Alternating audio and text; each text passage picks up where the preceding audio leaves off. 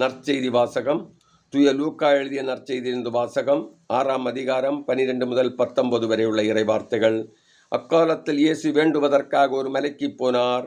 அங்கு கடவுளிடம் வேண்டுதல் செய்வதில் இரவெல்லாம் செலவிட்டார். விடிந்ததும் அவர் தம் சீடர்களை தம்மிடம் கூப்பிட்டு அவர்களுள் 12 தேர்ந்தெடுத்து அவர்களுக்கு திருத்தூதர் என்று பெயரிட்டார்.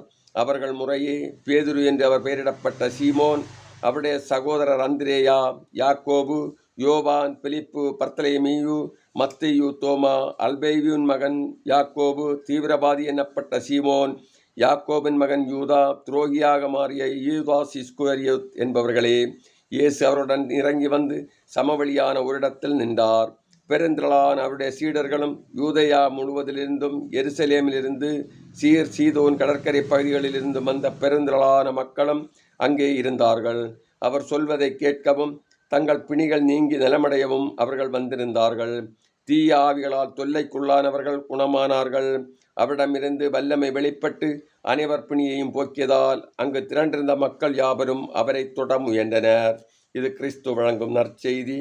கிறிஸ்துவே உமக்கு புகழ்.